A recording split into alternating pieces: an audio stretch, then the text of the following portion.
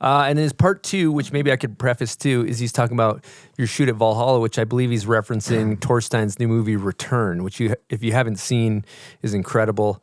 Mikey Cicerelli, Brandon Davis, all the dogs. But yeah, maybe you could provide some context for what the concept was for that build up at Valhalla. Yeah, so we Torstein being Torstein doesn't do average. He had a pretty big vision for this one a few years ago, and we kind of had a proof of concept for the movie he did, Light. So Jeff Panziero hosted Tor and I. We went up there, took a look around. It was kind of a surreal experience. Like, I'm such a snowboard fan, so like it still resonates with me how special that whole thing was. Like, we rocked into the lodge and Jeff's like, "Hey, Travis is coming in." Travis lands at chopper, rolls in, has a coffee, and he's like, "Do you guys just want to take the chopper for a burn around the tenure, and you can see probably better than the air than you can from sleds?" Jeff's like, "What do you think?" Torstein's like, "Yeah, let's do it." So we pile in the chopper and I'm flying around with these guys, and they're just pointing at shit out the window. And I'm like, yeah, looks good. So we picked like 3 or 4 zones to look at, and then we went snowmobiling the next day, and we snowmobiled out to all these zones, looked at them, on the ground, and then we used Jeff's cats. He's got those like park road builder cats he has, and there's no winch. Like, it's like tobogganing out there. It was like there's no traction. It was fucking terrifying. First year, because like homie Jay and the guys up there are awesome. Like they kind of prepped a couple of roads to get to the bowl, and then we got to the top, and we're like sitting there. Helicopter comes, starts dropping bombs on his face, and they're like, "All right, you guys are good to go." And we just rolled in with the cats. Like, we had a couple of ways to climb up the roads to get back to the top, and we would like push downhill until we couldn't like back up anymore. Then we'd do a long loop back around, start hogging more down. And we built these huge, like, random boob-looking landings. And when you watch Light, like, if you know that's built by a machine, it kind of blows you away, because there's no square, nothing square. It's just like rolled out like those mine-tailing jumps here in Utah. And they had a cool look. And we cut the takeoffs really narrow, so it looked like they were done by hand, like those art of flight wedges. So we had a theme. Anyway, it went well, but we built so many jumps that time that we didn't get to because it was late in the season. So like Torstein, when they got on it, had a window, and half the stuff got baked. So they got what they got, which was good, but like we knew there was so much more that we could tap into. So then this next time, for the latest one, we did it out in Valhalla, and we brought in a winch cat, and you can kind of like Pre-North got behind it and sent us out that Bison X winch. So the best part about it is you didn't have to have a tiller on the back, and you didn't have to groom anything out. So I just had to make sure it was tracked all smooth and the takeoff was all backbladed nicely. There was no like hazards like big cookies or any of that shit. But, we used one of Jeff's cats to anchor off, and we set the winch up in like crazy spots and just built a bunch of wild shit. Halfway through that build, there was we had like 1.5 meters of snow, like probably 5 feet or something. And then everything avalanched in the first zone we worked in. So everything just got buried in debris, which you could look at as a bad thing. But I was like, all that debris is like processed packed snow. So we're not having to pack the powder down to use it. So we had all this material, and we just rebuilt and built it better. And then little Project X scenario right there. Yeah, exactly.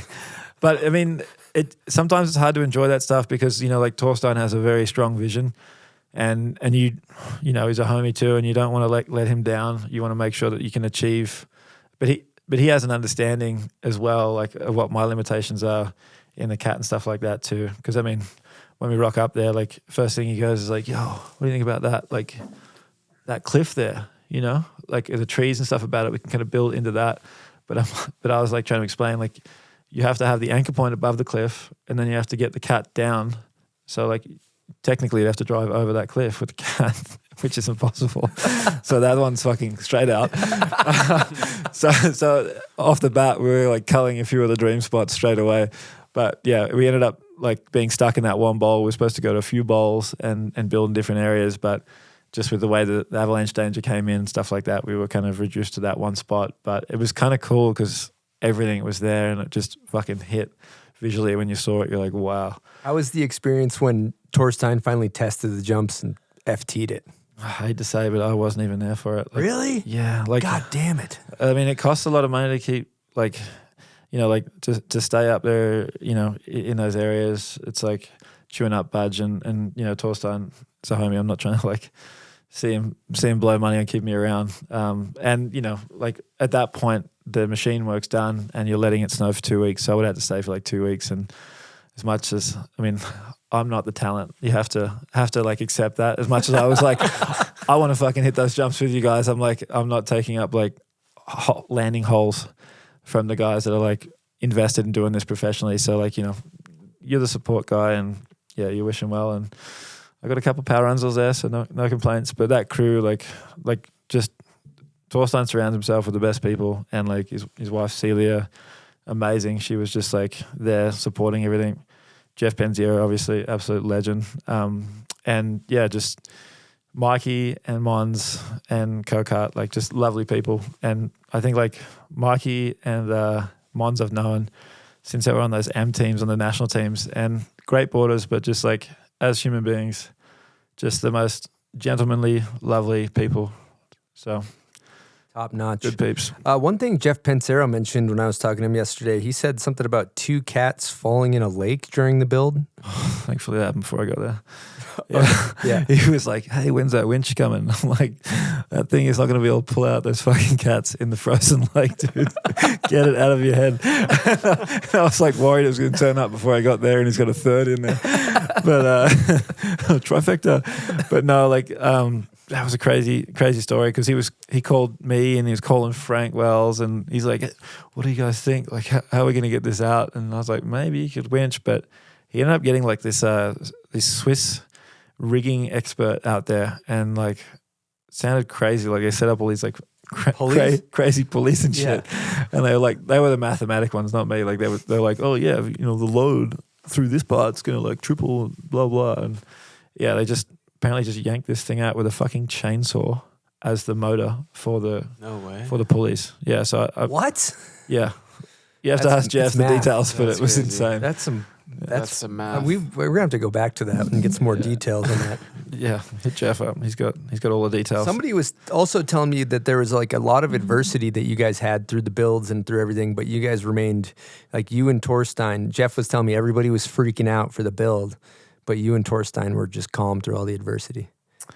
Yeah, I like to think. I mean, I love the mental shit. Like I listen to audiobooks and shit in the cat too. And one of the ones I really liked was like about stoicism, and just like, you know, not stressing out over shit that's out of your control. Like, you know, like if you've got so much mental output and you put it where you can make a difference, and if you are stressing about stuff you have no control over, like you're just going to wear yourself out and be a stress mess. So like I think Torstein and I are a similar school of thought, and you know what you're capable of, and you know, like you just got to wait for the conditions to get good and you'll get it done. But what audiobook we talking? Ryan Holiday? Oh, I can't remember. I have to get you the name. It was like A Good Life, or The Good Life. It was about stoicism. But amazing. Yeah. Let us know. We'll put it. People always want to know. When you mention a book, everybody's going to want to know what book you're talking.